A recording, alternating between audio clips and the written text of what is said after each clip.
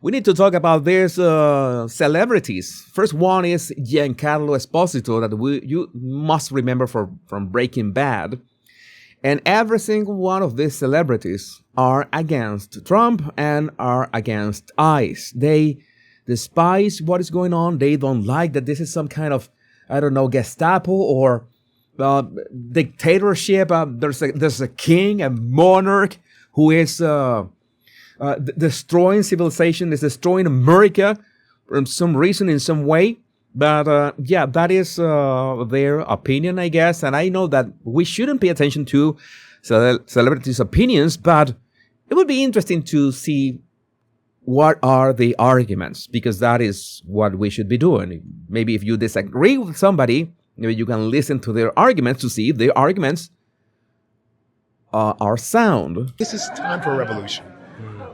It's time for it, and they don't even know that's what they're starting. You know, some very rich old white men are exerting their power to suppress our own people, thus creating a feeling of civil war in the streets, preparing the haters to hate, teaching them how to shoot. They're not even trained right, to kill. This is all a preparation for a very insidious problem that's happening in our world.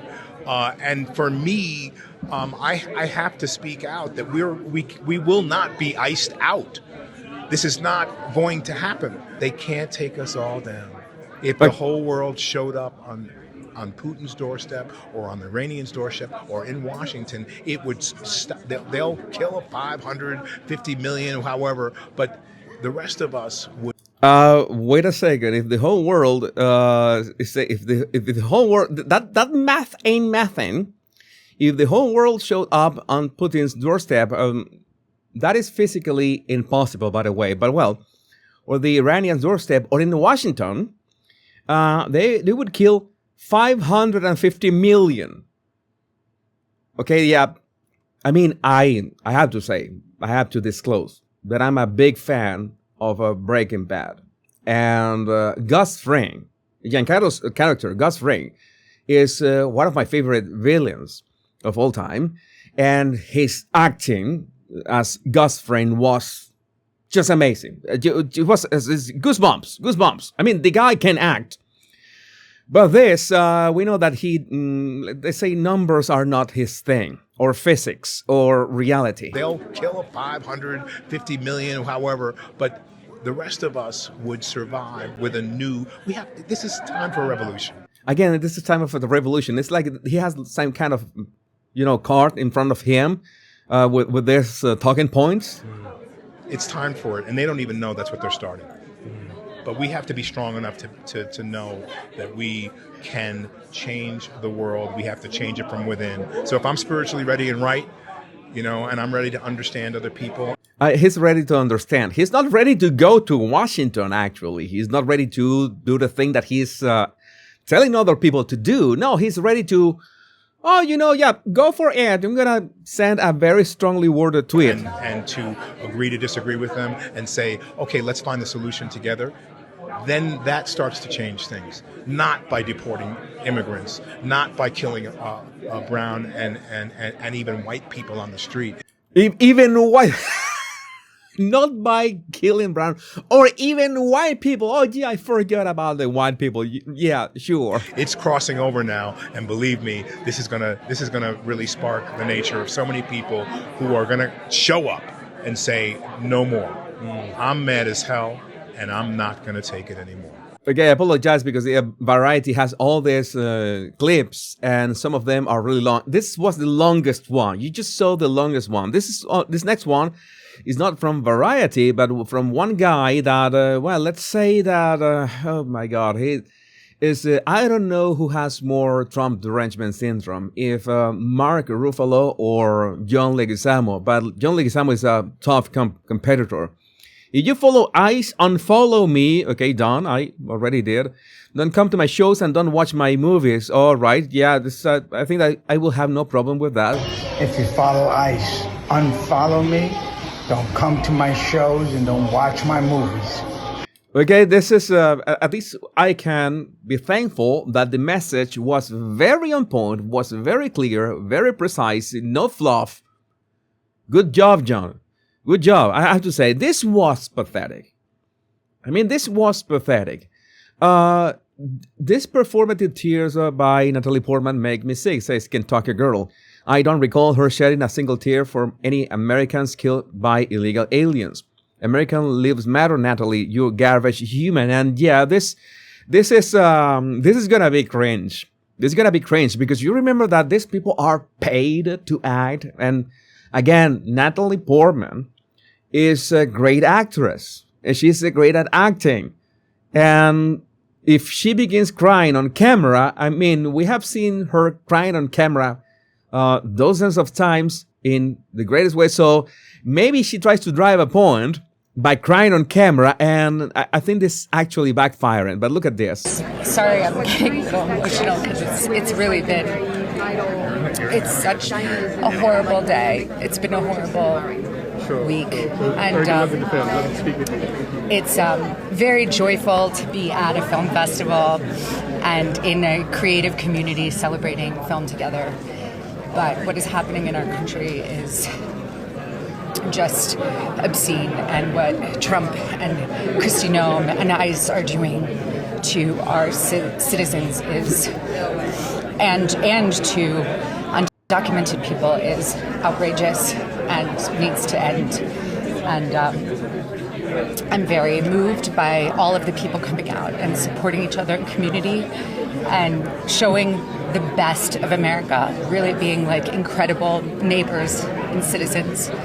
But it's just too much.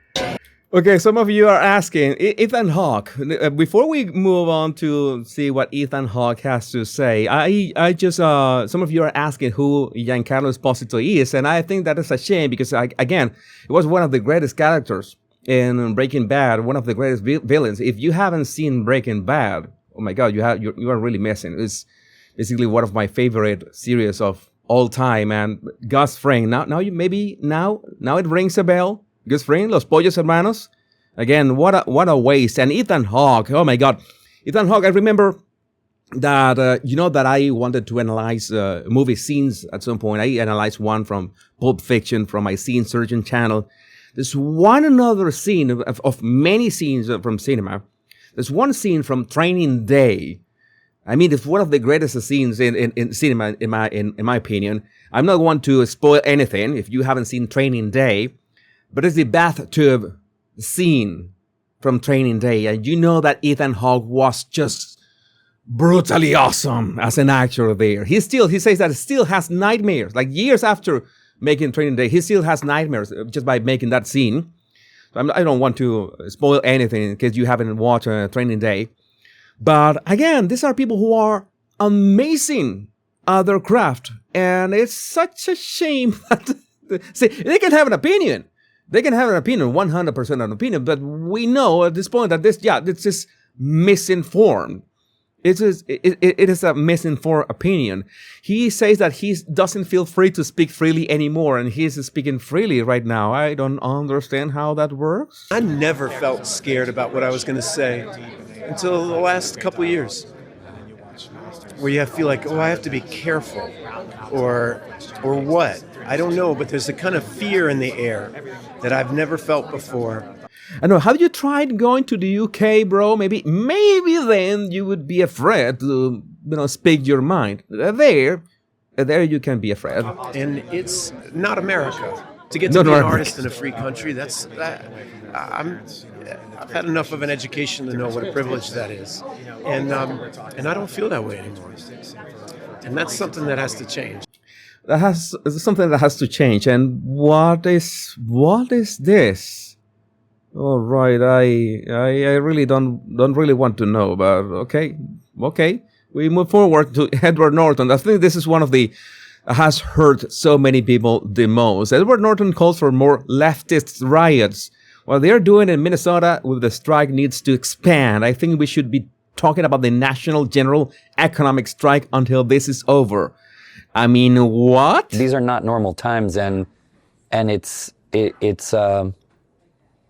like we have extrajudicial like assaults on Americans and humans going on a daily basis now, and it's not okay. And even though all people kind of have to put one foot in front of the other and deal with the demands of the day. Okay, he's with Seth Rogen and Olivia Wilde, and you know that this is like some kind of woke panel or something, but I didn't know that Edward Norton was like this. We cannot act like this is not happening, and I think, I think what they're doing in Minnesota with the strike needs to expand. I think we should be talking about a national general economic strike until this is over. Oh my God, there's a national economic strike. I don't know. It's like there are many more examples. I mean, but I think that this is enough for now. But I would love to know what do you think about this in the comments. My name is Jesus Enrique Rosas. I'm maybe the scene surgeon. Much love and